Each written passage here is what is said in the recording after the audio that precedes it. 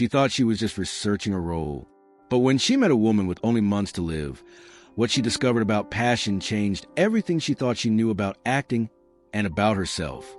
Sophia Martinez was Hollywood's darling. At 28, she had everything an actress could want. Tall and striking with glossy black hair and piercing green eyes, she graced magazine covers and walked red carpets in designer gowns that cost more than most people's salaries. Her Instagram boasted 15 million followers. Her movies grossed hundreds of millions worldwide, and critics praised her technical skill.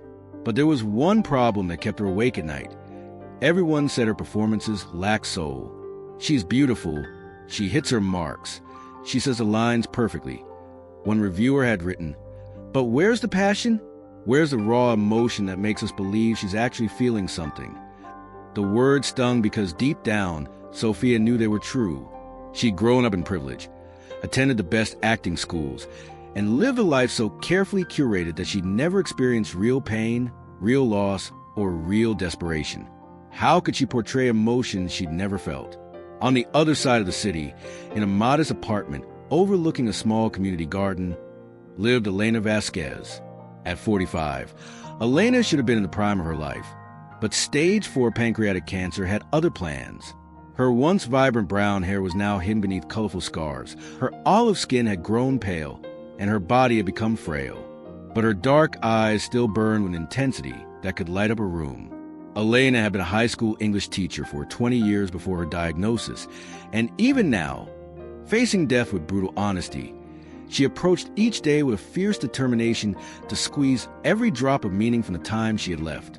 The connection between these two women began when Sophia landed the role of a lifetime, playing a terminally ill mother in an independent film called Every Breath Counts.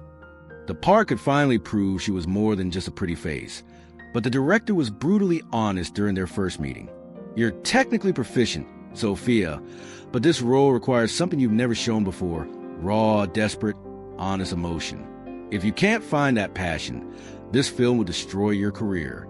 Desperate to prove herself, Sophia came up with what seemed like a brilliant plan. She would find someone actually facing terminal illness and learn from them, study their mannerisms, their emotional responses, their way of speaking about death and dying.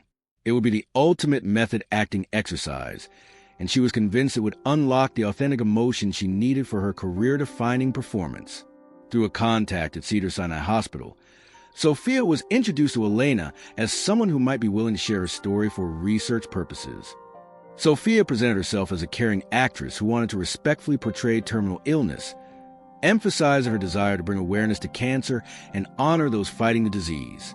She was careful not to reveal the calculated nature of her interests, that Elena was essentially a case study for her next role. Their first meeting took place in Elena's small living room, surrounded by stacks of books, family photos, and handwritten letters from former students. Sophia arrived with her notebook, ready to observe and catalog Elena's mannerisms like a scientist studying a specimen. But within minutes, her clinical approach began to crumble. Elena spoke about her diagnosis with startling honesty.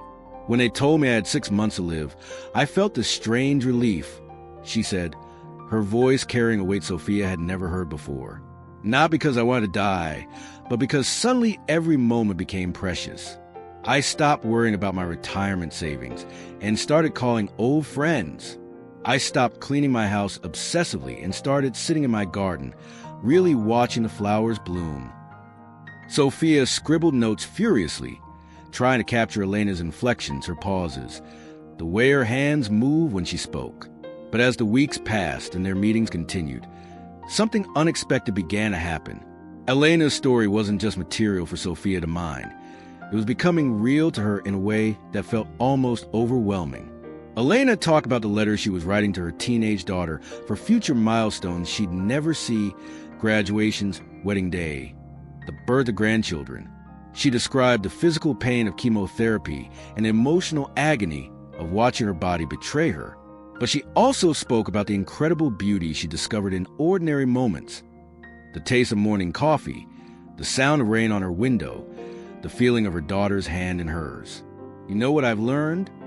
Elena said during one of their afternoon conversations. "Passion isn't about grand gestures or dramatic emotions. It's about being fully present in each moment, even when that moment is painful, especially when it's painful. Sophia found herself looking forward to their meetings for reasons that had nothing to do with her research. Elena's courage, her humor in the face of death, her ability to find joy in the smallest things. It was unlike anything Sophia had ever encountered. For the first time in her privileged life, she was witnessing someone facing genuine adversity with grace and strength. As Elena's condition worsened, their relationship deepened beyond actress and subject. Elena began asking about Sophia's life, her dreams, her fears, and slowly, Sophia found herself opening up in ways she never had before, talking about the loneliness of fame, the pressure to be perfect, the emptiness she felt despite all her success. "You're so focused on learning how to act like someone who's dying," Elena observed gently during one visit. "But have you ever learned how to act like someone who's truly living?" The question hit Sophia like a physical blow. Here was a woman with months to live who radiated more authentic emotion and passion than Sophia had ever managed, despite having every advantage life could offer. But the real turning point came when Elena collapsed during one of their meetings. Sophia found herself in a hospital waiting room, not as a researcher gathering material, but as someone genuinely terrified of losing a person she'd come to care about deeply. When Elena recovered enough to speak, she looked at Sophia with knowing eyes. "You didn't come here to learn about dying, did you?" Elena whispered, "You came here to learn about feeling, about being real." Sophia broke down completely. Through tears, she confessed everything: the calculated nature of their initial meeting, her career motivations, her desperate need to access authentic emotion for her role. She expected Elena to be angry, to feel used and betrayed. Instead, Elena smiled. "I know, sweetheart. I've known since the beginning." "You knew?" Sophia gasped. "A 45-year-old teacher learns to spot dishonesty pretty quickly," Elena said with a weak laugh. "But here's what you didn't expect. I was using you too." Sophia stared at her in confusion. "I needed someone to witness my story, to carry it forward when I'm gone.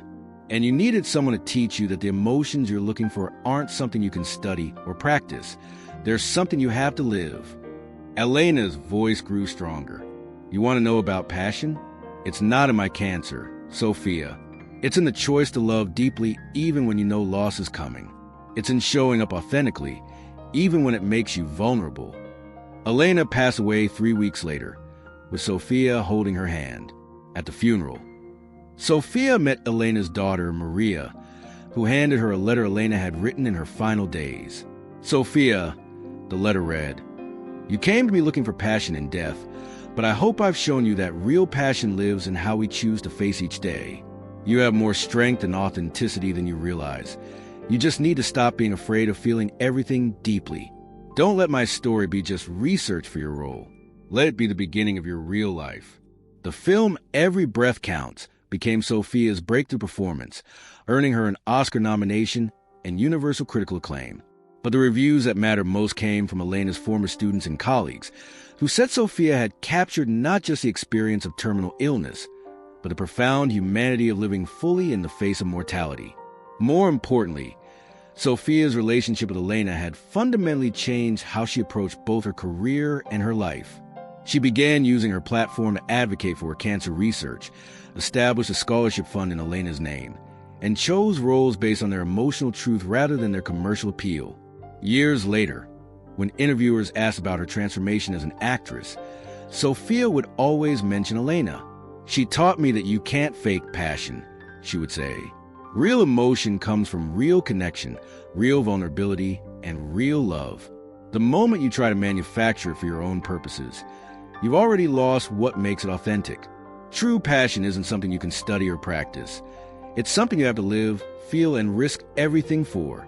And sometimes, the people who teach us the most about living are the ones who are learning how to die."